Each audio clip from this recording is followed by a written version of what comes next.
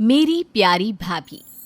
रमेश गुप्ता और सरिता गुप्ता के परिवार में उनका बड़ा बेटा शैलेश, उसकी पत्नी शालिनी और गुप्ता जी की बेटी स्वाति थे। सबसे अच्छी बात ये थी कि सरिता और उनकी बहू शालिनी की आपस में बहुत बनती थी। देखकर लगता ही नहीं था कि वो सास बहू हैं। एकदम माँ बेटी की तरह रहते थे दोनों।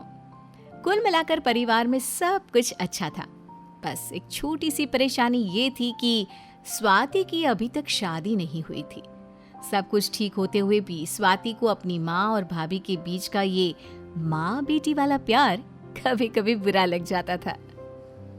शालिनी बहू, कहाँ है बेटा?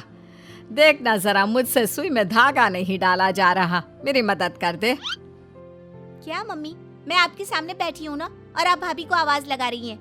आपको मैं नजर नहीं आती क्या? वो क्या है ना बेटा, मुझे शालिनी की इतनी आदत पड़ गई है कि उसके अलावा कुछ नजर ही नहीं आता। उसका नाम जुबान पर चढ़ गया है। मम्मी, कहीं भाभी के चक्कर में आप अपनी सगी बेटी को भूल मत जाना। जब देखो तब शालिनी शालिनी करती रहती हो। अरे बेटा, तू तो बुरा मान गई। ले चला, तू ही सुई में धागा डाल दे, इसमें कौन सी बड़ी बात है।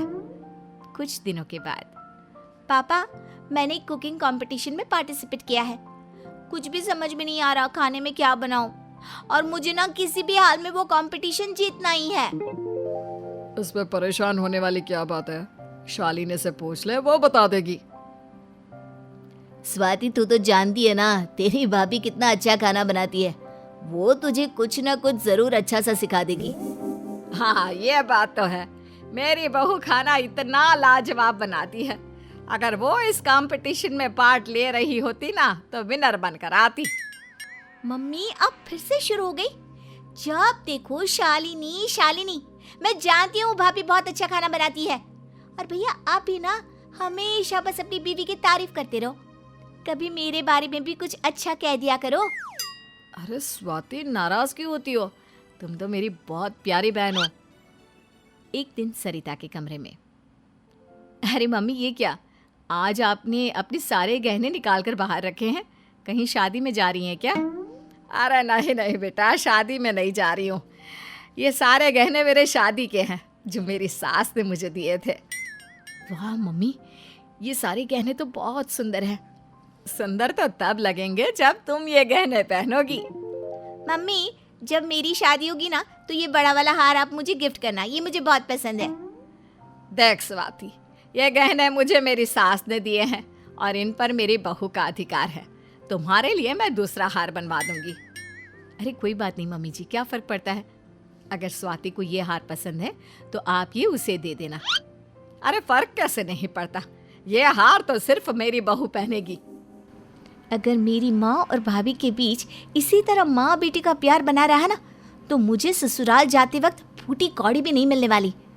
भाभी ने तो सबको अपने शिकंजे में पूरी तरह से कस के रखा हुआ है। अब मुझे कुछ करना पड़ेगा। और फिर कुछ दिनों के बाद, भैया, आपने कहा था ना कि मैं भाभी से कोई रेसिपी सीखूं और कंपटीशन में फर्स्ट आ जाऊं। भाभी ने जानबूझकर मुझे गंदे से डिश बनाना सिखा दिया। विनर बनना तो दूर, मेरा तो दूर दूर तक कहीं नाम भी नहीं आया। शालिनी जानबूझकर ऐसा कुछ नहीं कर सकती स्वाति, तुम उसके बारे में गलत सोच रही हो। हाँ स्वाति, मैंने तो तुम्हें सब कुछ बहुत अच्छे से बताया था। अरे बेटा, तुमने अच्छे से बनाया नहीं होगा। शालिनी कभी किसी के साथ ऐसा नहीं कर सकती। कुछ दिनों के बाद, शालिनी बेटा, ये मेरी साड़ी है, जरा इस पर इस्त्री घुमा दो ना, और देखना, ध्यान से करना, तुम्हें पता है ना ये मेरी फेवरेट साड़ी है। मम्मी जी आप चिंता मत करिए, बहुत ध्यान से इस पर आयन करूंगी। शालिनी जैसे ही अपने कमरे में आयन करने के लिए जाती है, स्वाति भी वहां पहुंच जाती है। क्या कर रही हैं भाभी, बिजी हैं क्या? अरे नहीं नहीं, ये मम्मी जी ने अपनी साड़ी आयन करने के लिए दी थी, बस वही कर रही थी। भाभी एक काम करिए ना, ये साड़ी मैं आयन कर देती हूँ। आप जरा मेरे कमरे से मेरा हैंडबैग उठाकर ला दो ना। अच्छा ठीक है, अभी लेकर आती हूँ। शालिनी के जाने के बाद स्वाति अपनी माँ की साड़ी को जानबूझकर जला देती है और फिर चुपचाप वहाँ से चली जाती है। जब शालिनी वहाँ पर आती है तो साड़ी को जला हुआ देखकर बहुत दुखी होती है। मम्मी जी, मुझे अच्छी तरह याद है, मैंने आयन बंद करके रखी थी, पता नहीं कैसे साड़ी जल गई। कोई बात नहीं बेटा, एक साड़ी तो है, क्या फर्क पड़ता है। वो बात नहीं है मम्मी जी, लेकिन जब मैं स्वाति को कहकर गई थी तो फिर आयन साड़ी के ऊपर कैसे पहुंच गई?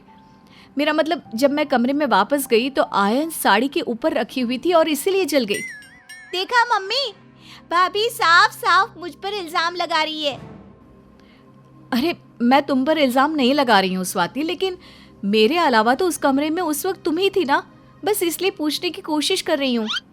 देखा मम्मी, आप अपनी बहू को बेटी की तरह प्यार करती हैं और वो मुझसे किस तरह की बात कर रही है। अरे अब तो अपनी आंखें खोल लीजिए। तुम गलत समझ रही हो स्वाति, मेरा वो मतलब नहीं था। मैं अच्छी तरह समझती हूँ भाभी क्या करना चाहती हैं। देखो स्वाति, कई दिनों से देख रही हूँ, तुम जब देखो तब शालिनी से चिढ़ती रहती हो। मैं जानती हूँ मेरी बहू ऐसा कुछ नहीं कर सकती। अब जाओ यहाँ से। स्वाति पूरे 27 साल की हो गई है माँ, अब हमें उसकी शादी के बारे में सोचना चाहिए। बात तो तुम्हारी ठीक है बेटा, लेकिन वो इतनी नकचढ़ी है ना, उसे कोई लड़का पसंद ही नहीं आता। लेकिन मम्मी जी, सही वक्त पर शादी करना भी तो बहुत जरूरी है ना। हाँ हाँ भाभी, आप तो यही चाहती होंगी ना कि मैं जल्दी से जल्दी इस घर से निकल जाऊं ताकि आप आराम से यहाँ रह सको। ये शालिनी से कैसे बात कर रही है स्वाति? अगर तुम्हारे ऐसे ही तेवर रहे तो तुम्हारी शादी कभी नहीं हो पाएगी, समझी? देखो स्वाति, तुम्हें अपने बिहेवियर को थोड़ा सा बदलना चाहिए, वरना तुम्हारी शादी में बहुत प्रॉब्लम आ सकती है। कुछ दिनों के बाद एक लड़का स्वाति को देखने के लिए घर आता है। बेटा, ये है हमारी बेटी स्वाति, तुम इससे मिलकर बातें कर लो, और अगर तुम्हें हमारी बेटी पसंद आ जाती है तो बस फिर चट मांगनी और पट ब्याह। स्वाति जी, वैसे आपकी हॉबीज क्या है? आपको क्या करना पसंद है? कुछ बताइए अपने बारे में। मुझे आराम करना पसंद है और मुझे ऐसा लड़का चाहिए जो किसी फिल्म के हीरो की तरह मुझे रख सके। मुझे एकदम फिल्मों वाली जिंदगी चाहिए। लेकिन स्वाति जी, नॉर्मल लाइफ में तो इंसान को कॉम्प्रोमाइज़ भी करने पड़ते हैं, फिल्मों में तो सब कुछ नकली होता है। अगर ऐसी बात है तो तुम यहाँ से जा सकते हो। मुझे तुम्हारे साथ शादी करने में कोई इंटरेस्ट नहीं है। स्वाति के इस व्यवहार की वजह से उसका रिश्ता नहीं हो पाता और उसके बाद कई महीने निकल जाते हैं, लेकिन कोई लड़का स्वाति से शादी करने के लिए हाँ नहीं कहता। स्वाति, क्या हुआ? कब से खाना खाने के लिए बुला रही हूँ, अब चलो भी। और ये क्या, तुम रो रही हो?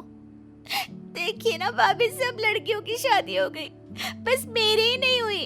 मुझे लगता है मेरी शादी कभी होगी भी नहीं। अरे नहीं नहीं, ऐसा नहीं कहते स्वाति। देखो, इस दुनिया में कोई ना कोई तुम्हारे लिए भी जरूर बना होगा, और देखना तुम्हारी शादी हम धूमधाम से करेंगे। लेकिन किसके साथ? मुझे कोई लड़का पसंद ही नहीं करता, जो भी मुझसे मिलता है दूर भाग जाता है। देखो स्वाति, मैं तुम्हें एक छोटी सी बात समझाती हूँ। इस दुनिया में हर इंसान प्यार का भूखा है। अगली बार जब तुम किसी लड़के से मिलो तो उसे ये जताना कि तुम उस इंसान से प्यार करती हो, ना कि उसके पैसों और आराम से, समझी? ठीक है भाभी, एक बार मैं आपकी बात मानकर देख लेती हूँ। वैसे भी आपको तो आपके ससुराल में सब कुछ ज्यादा ही मिला है, सभी आपको कुछ ज्यादा ही प्यार करते हैं। क्या पता आपका फॉर्मूला काम कर जाए। स्वाति, तुम्हें चिंता करने की कोई जरूरत नहीं है। मेरा एक कजिन है, अमेरिका में नौकरी करता है, उससे तुम्हारे रिश्ते की बात चलाऊंगी और देखना तुम्हारी जिंदगी बहुत अच्छी होगी। और फिर शालिनी के समझाने के बाद स्वाति अपने बिहेवियर में चेंज लाती है और शालिनी के कजिन के साथ उसका रिश्ता पक्का हो जाता है। शादी होने के बाद स्वाति बहुत खुश होती है। भाभी, मैंने आपके साथ बहुत गलत किया। मम्मी और भाई को आपके खिलाफ भड़काने की कोशिश की, लेकिन आप तो बहुत अच्छी हैं। मुझे मेरी गलती के लिए माफ कर दीजिए। अरे, इसमें माफी मांगने वाली कोई बात नहीं है। तुम मेरी प्यारी ननद हो। अगर मैं तुम्हारे लिए कुछ नहीं करूंगी तो किसके लिए करूंगी? हाँ, समझ में आया क्यों मैं तुम्हारी भाभी से इतना प्यार करती हूँ। अरे बेटा, इतनी अच्छी बहू अच्छे अच्छों को नहीं मिलती। देखो स्वाति, तुमने मुझे भी कई बार अपनी भाभी के बारे में बहुत कुछ कहा, लेकिन मेरी बीवी वाकई में बहुत अच्छी है और कोई मुझे उसके खिलाफ भड़का नहीं सकता। स्वाति बेटा, तुम्हें भी अपनी भाभी से कुछ सीखना चाहिए। अरे अब बस बहुत हो गया। और सुनो स्वाति, ये बड़ा वाला हार तुम्हें पसंद था ना? तो बस आज से ही ये तुम्हारा। मैं तो कब से इंतजार कर रही थी कि कब तुम्हारी शादी होगी, कब तुम ससुराल जाओगी और मैं तब तुम्हें अपने हाथों से ये हार खुद गिफ्ट करूंगी।